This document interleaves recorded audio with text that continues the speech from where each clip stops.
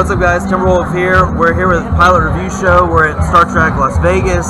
We've got Artie from our RP fleet. Teacher Kirby's here, and we've just been joined by Garrett Wang. So it's like he has been everywhere in here. Everywhere. You've almost been excitable at your booth. I am always excited. I do what I call energy surfing. So I take the energy from the fan and I just kind of recycle it and shoot it right back at it. So that's what powers my battery. We can see that. I mean, we've been across from more or less across from your booth. Oh yeah. You haven't stopped. No. As long as you guys have been here. I've been here the whole dang time. Haven't you had a chance to walk No, around? I haven't seen anything. This is the first time I've walked literally, other than to go say hi to the other actors that I know here. Do you mean You're I the first. sprung you from your prison? You did. I did. Nice. You definitely did. So, here I am. Well, tell us a little about, since we are mainly a Star Trek Online podcast. Yeah. We do cover other things. Your experiences working with STO Encrypted. They were great. They had been trying to get a hold of me forever because they first got a hold of Tim Russ and worked with him. But they told me that they were trying to get a hold of me first, not Tim. And they were like, but we couldn't get a hold of you, so that's why we went to Tim.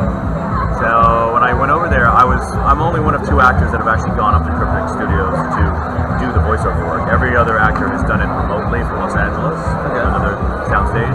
So myself and Tasha Yar, Denise Crosby are the two that have taken the time to travel all the way to Cryptic and do the voiceover. So I see the headquarters. It was fun, and I just had a blast being able to recreate the Ensign Kim voice and Captain Kim, and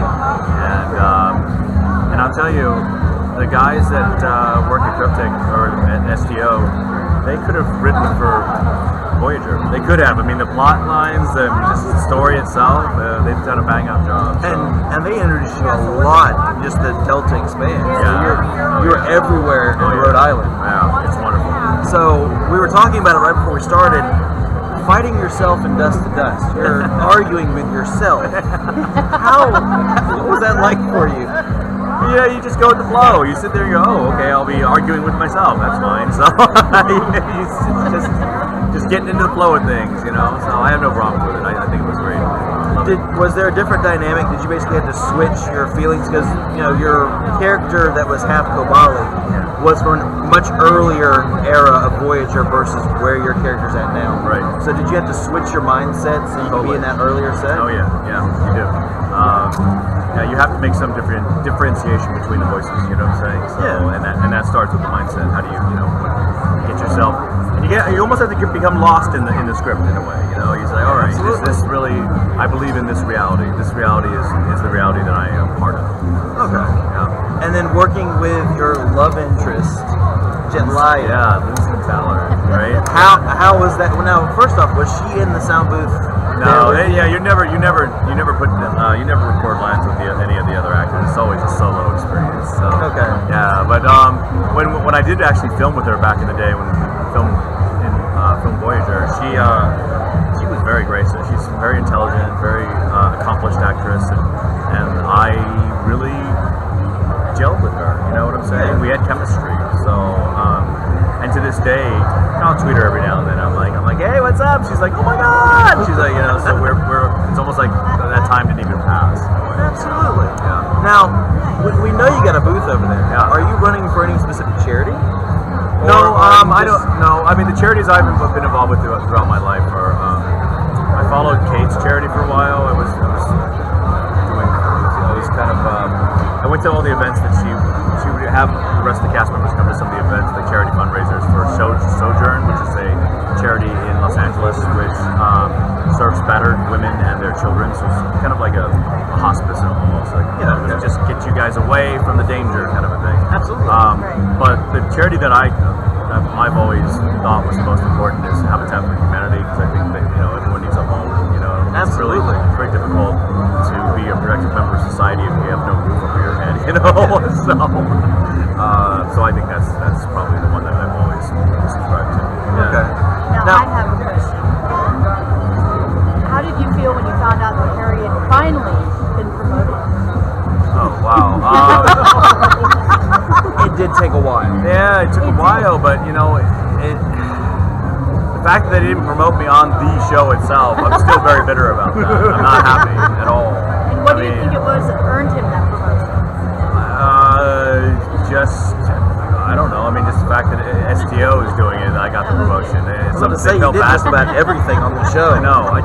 My thing is, if you die and come back to life, you should automatic promotion, right? Kim was the first one who died and came back to life, and there was no rhyme or reason for why Kim didn't get a promotion.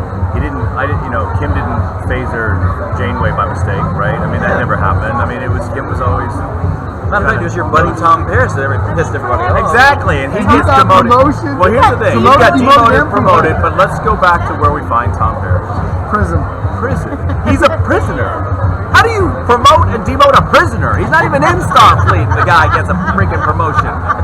So people ask me now, they're like, "Oh yeah, so where's Kim today? What do you think he's doing?" I said, "Oh, well, obviously he never got promoted, so he quit Starfleet. He quit Starfleet. He opened up a bar and grill in San Francisco, where Starfleet headquarters is, right next to Starfleet headquarters, and he called it Admiral Kim's Place, like that, just to mess with everybody, right?" So,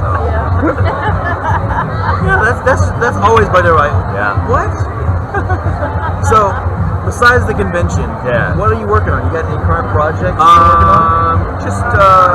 No, because I've taken a break from Hollywood, really. So I've done a few projects for friends. Like I did a project called Unbelievable. Unbelievable, the movie, is a slapstick airplane-esque type of film. So I just say it's airplane set on a lunar base. Tim Russ. We actually had Angelique and Steven. Yeah, you know them. Yeah. So it's their project. So I'm part of that. So you should check that out. Oh, absolutely. Now, would you consider yourself one of the main cast? Yeah. It's myself, Tim Russ, Chase Masterson, and a marionette puppet of Captain Kirk. Marionette. So he's not holding out for extra money, is he? No, Is he's he not doing in there. the voice? No, Okay. no way. He has too much money. They can't pay for his work. Yeah, they need someone who can imitate his voice.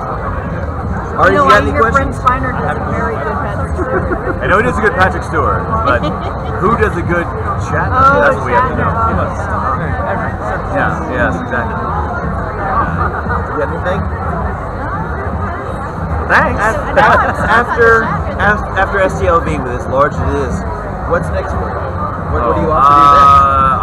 I gotta finish up my preparations for DragonCon. I'm the track director, so I'm the first actor in history to go behind the scenes and work before a convention. So I run all the programming for Star Trek for DragonCon in Atlanta for the last 7 years. So Okay. so that's the next thing. We'll try to help promote you with that. Thanks for the summer going. So Boy, we got to do. Yeah. You did a voice for Star Trek Online. Have you ever had the chance to play Star Trek? No time. I'll get around to it at some point. No We have a time. demo going on I here. know. Check Thank it you. out. She's trying to lure me over there. Well, I mean, you do have a I'm gonna character keep in it I there. know. I do know that. I will play it at some point. I'll say that much. Not today, but I will play it at some point. Thank you for the offer. Well, we're glad you're able to take time out of your busy Yeah. schedule. We know you got to energize the fans. I know. I gotta keep them there. I'm gonna keep them there. All right, guys. Thank you so much. Live long and prosper, and keep playing STO. That's right. Okay. Signing off. Bye, guys.